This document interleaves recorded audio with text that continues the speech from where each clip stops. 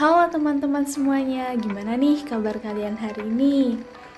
Kami harap kabar teman-teman baik-baik semua ya.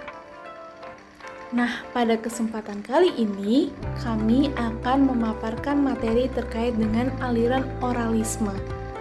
Sebelumnya, apakah sudah ada yang pernah mendengar apa itu aliran oralisme?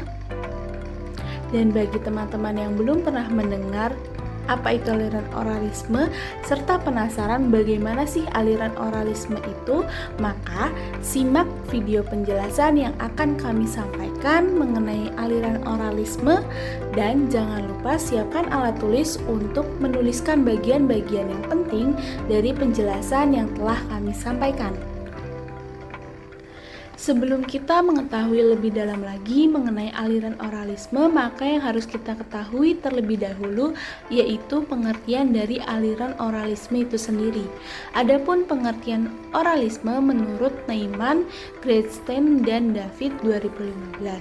Aliran oralisme merupakan cara yang cocok untuk digunakan anak tunarungu dalam berkomunikasi secara lisan dengan memanfaatkan suara dan membaca bibir. Hainuddin 2013 menyatakan bahwa metode oral merupakan salah satu cara untuk melatih anak dengan hambatan pendengaran untuk dapat berkomunikasi secara lisan. Anak dengan hambatan pendengaran harus dilibatkan untuk berbicara secara lisan pada setiap kesempatan agar dapat berpartisipasi aktif untuk berkomunikasi dengan orang-orang di sekelilingnya secara lisan. Ada kesempatan untuk berkomunikasi secara lisan, maka secara tidak langsung anak akan termotivasi untuk membiasakan bicara secara lisan. Kemudian yang selanjutnya ada beberapa prasyarat untuk seseorang mampu melakukan komunikasi dengan cara-cara oral. Persyaratan tersebut antara lain, yang pertama memiliki organ bicara yang baik. Seseorang akan mampu melakukan ujaran atau melafalkan bunyi bahasa apabila memiliki organ bicara yang baik dan berfungsi. Seseorang tidak akan sempurna kualitas ucapannya apabila ada kelainan pada organ bicaranya. Misalnya gigi geligi mengalami kelainan, celah langit-langit, dan bibir sumbing. Yang kedua, memiliki pita suara yang baik dan berfungsi. Suara atau angin yang keluar dari pernafasan akan berbunyi apabila digetarkan oleh pita suara yang baik dan berfungsi. Yang ketiga, memiliki sistem pernafasan yang baik. Bunyi bahasa atau suara akan muncul apabila sistem pernafasan baik dan terkontrol. Dan yang terakhir atau keempat, memiliki kemampuan mengakses pola bunyi bahasa. Penguasaan bahasa lisan paling dominan diperoleh melalui peniruan pola bunyi bahasa di sekitarnya. Untuk dapat meniru bunyi bahasa lingkungannya, diperlukan kemampuan melakukan pendengaran yang cukup dan kemampuan membaca ujaran yang baik. Dua hal yakni kemampuan mendengar dan kemampuan membaca ujaran serta kemampuan meniru merupakan prasyarat dalam mengembangkan bahasa oralnya. Ada tokoh-tokoh dari aliran oralisme. Nah, tokoh-tokoh dari aliran oralisme ini dibagi menjadi dua, ada tokoh sejarah dan juga tokoh modern.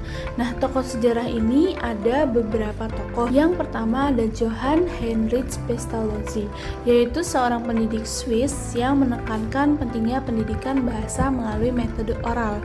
Lalu yang kedua ada Samuel Heinrich, yaitu seorang pendidik Jerman yang mendirikan sekolah pertama untuk anak tunarungu di Leipzig dan mengembangkan metode oral untuk mengajar mereka. Yang ketiga ada Thomas Hopkins Galloway, yaitu seorang pendeta Amerika yang mendirikan American School for the Deaf di Hartford, Connecticut dan memperkenalkan metode oral ke Amerika Serikat. Dan yang terakhir atau keempat yaitu ada Alexander Graham Bell, yaitu seorang penemu Skotlandia yang mengembangkan telepon dan juga tertarik dengan pendidikan tunarungu. Yang selanjutnya ada tokoh-tokoh modern, yaitu yang pertama ada Cornelis P. Gutenberg, yaitu seorang ahli bahasa Belanda yang mengembangkan metode Groningen untuk pengajaran bahasa oral kepada anak tunarungu. Nah, yang kedua yaitu ada Shelley V. Hodgson, yaitu seorang pendidik Amerika yang mengembangkan metode Auditory Verbal Therapy atau EFT untuk membantu anak tunarungu belajar mendengarkan dan berbicara. Dan yang terakhir yaitu ada Peter E. Rosencrantz, yaitu seorang ahli bahasa Amerika yang mengembangkan metode Chwed Speech untuk membantu anak tunarungu belajar bagian prosedur. Agar ATR dapat mengembangkan kemampuan berbahasanya atau pemerolehan bahasanya dengan baik seperti anak-anak pada umumnya, khususnya pemerolehan kemampuan berbicaranya, ada beberapa kondisi yang dapat mengoptimalkan pemerolehan bahasa mereka, yaitu yang pertama, akses terhadap sejumlah besar bahasa. Yang kedua, masukan bahasa yang diperoleh anak harus lengkap. Yang ketiga, orang tua atau guru harus menggunakan bahasa yang berada sedikit di atas taraf kemampuan bahasa anak. Yang keempat, masukan bahasa harus diberikan dalam konteks atau situasi komunikasi yang jelas agar anak dapat memahami interaksi yang terjadi. Yang kelima, masukan informasi harus berlangsung secara konsisten. Yang terakhir, yang keenam, menggunakan kosakata atau tata bahasa yang konsisten. Kemudian ada pun jenis-jenis pendekatan metode oralisme. Yang pertama itu ada pendekatan oral kinestetik, yaitu suatu pendekatan oral yang mengandalkan membaca ucapan, peniruan melalui visual, serta rangsangan perabaan dan kinestetik. Dalam pendekatan ini tidak memanfaatkan aspek atau sisa pendengaran yang masih dimiliki oleh anak. Yang kedua itu adalah pendekatan unisensori, yaitu suatu pendekatan yang memberikan penekanan terhadap penggunaan ABM yang bermutu tinggi dan latihan mendengar. Ini dipahami bahwa dalam pendekatan ini, kemampuan mendengar baik menggunakan atau tanpa menggunakan ABM merupakan prioritas utama. Hal ini karena dalam pendekatan ini, akses melalui indera pendengaran menjadi modalitas utama dalam mengembangkan kemampuan berbahasa oral, dengan kata lain membaca ujaran yang dinomorduakan. Yang ketiga, itu adalah pendekatan oral grafik, yaitu pendekatan oral yang menggunakan tulisan sebagai media utama dalam mengembangkan kemampuan berbahasa oral. Cara ini yang digunakan oleh Alexander Graham Bell dalam membantu mengembangkan kemampuan berbahasa istrinya yang mengalami ketunarungan. Pendekatan Graham Bell ini kemudian digunakan di SLBB Santa Michel Gistel yang berada di negeri Belanda untuk anak tunarungu yang menderita apasia. Orang-orang yang mengalami apasia terganggu fungsi otaknya sehingga mereka mengalami kesulitan mengontrol organ artikulasi dan mengalami kelemahan dalam mengingat data yang disajikan secara berurutan, seperti dalam membaca ujaran, tetapi mereka masih memiliki kemampuan menyimak data yang dikemukakan secara serempak. Kemampuan inilah yang dimanfaatkan untuk menyajikan bahasa secara tertulis sebagai pengganti bahasa lisan. Selanjutnya ada beberapa macam oralisme, antara lain yang pertama ada oralisme tradisional. Metode pendidikan yang mengacu pada penggunaan bicara dan membaca ujaran sebagai alat utama untuk komunikasi. Ini adalah metode yang paling umum dan paling terkenal yang mengacu pada penggunaan bahasa oral sebagai alat utama untuk komunikasi. Yang kedua, ada oralisme modern. Metode pendidikan yang mengacu pada penggunaan teknologi terbaru seperti implan koklea dan aplikasi pendengaran untuk membantu deaf student mendengar dan bicara. Ini adalah metode yang mengacu pada penggunaan teknologi terbaru untuk membantu deaf students untuk mendengar dan berbicara. Yang ketiga, itu ada oralisme kreatif. Metode pendidikan yang mengacu pada penggunaan kreativitas dalam pembelajaran, seperti penggunaan bahasa oral dalam seni lukis, seni tari, dan seni lirik. Ini adalah metode yang mengacu pada penggunaan kreativitas dalam pembelajaran untuk mengembangkan kemampuan deaf students dalam menggunakan bahasa oral. Yang keempat, oralisme integratif, metode pendidikan yang mengacu pada penggunaan bahasa oral dalam pembelajaran yang terintegrasi dengan bahasa manual seperti sight language. Ini adalah metode yang mengacu pada penggunaan bahasa oral dan bahasa manual secara bersamaan untuk mengembangkan kemampuan komunikasi deaf students. Yang kelima itu ada oralisme kreatif dan integratif atau oralisme kreatif integratif.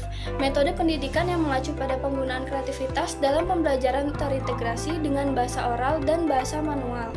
Ini adalah metode yang mengacu pada penggunaan kreativitas dalam pembelajaran terintegrasi untuk mengembangkan kemampuan komunikasi deaf students dalam menggunakan bahasa oral dan bahasa manual.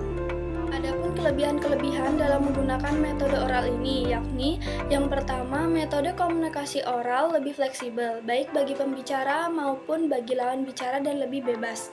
Yang kedua, lebih berdiferensiasi, yakni dapat mengungkapkan nuansa perasaan dan hal-hal yang abstrak. Yang ketiga, menyenangkan dan menggembirakan. Hal ini karena dapat digunakan untuk melakukan komunikasi dengan masyarakat yang lebih luas, yakni masyarakat yang mendengar.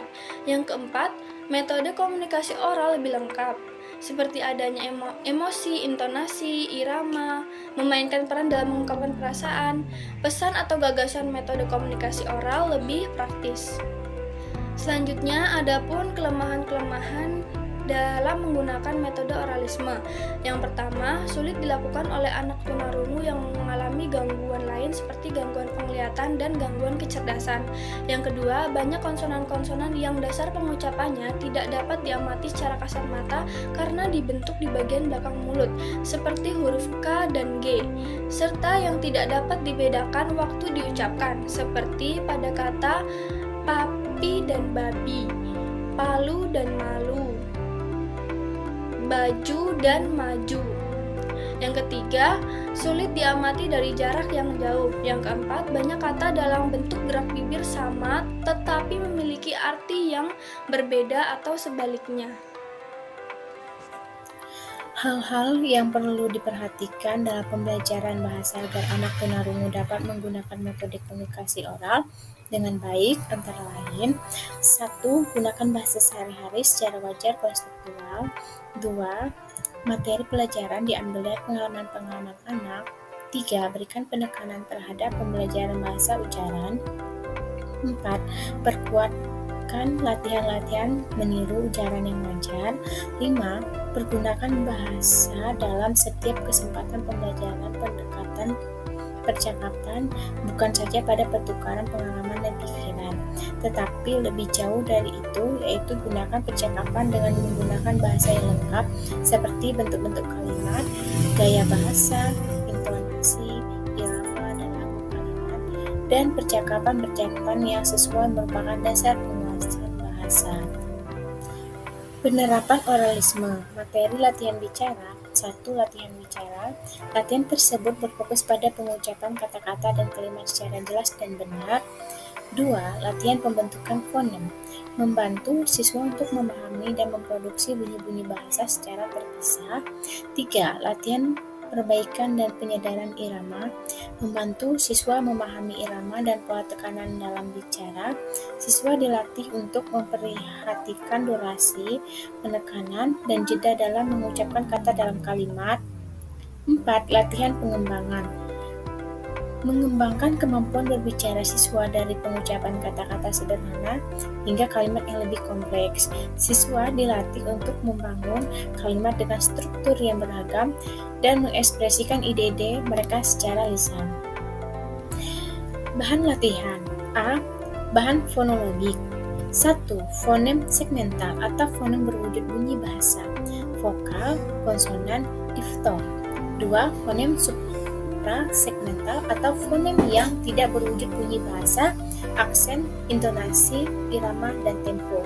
3. Bahan morfologik, kata dasar, kata imbuhan atau jadian, kata ulang, dan kata majemuk. 4. Bahan sintaksis, kalimat berita, kalimat ajakan, kalimat perintah, larangan, dan kalimat tanya. B. Metode. 1. Metode global diferensiasi. Penggunaan metode global diferensiasi didasarkan pertimbangan kebahasaan, yaitu bahwa bahasa pertama-tama menampakkan diri dalam bentuk ujaran dan dalam struktur atau totalitas. 2. Metode analisis sintesis. Metode ini kebalikan dari metode global diferensiasi, yaitu dari fonem ke kata, kelompok kata dan berujung ke kalimat. 3. Metode multisensori. Penggunaan metode multisensori didasarkan kepada modalitas yang dimiliki oleh anak, yaitu menggunakan seluruh sensori untuk memperoleh kesan-kesan bicara melalui penglihatan, pendengaran, taktil, dan kinestetik. 4. Metode suara. Menggunakan metode suara didasarkan tahap perkembangan ilmu pengetahuan dan teknologi, yaitu dengan memanfaatkan alat bantu pendengaran. Baik, ini adalah daftar pustaka yang sudah kami kelompok paparkan dalam PPT tersebut, dan jika teman-teman yang lain ingin mengunjungi daftar pustakanya bisa dilihat. Terima kasih.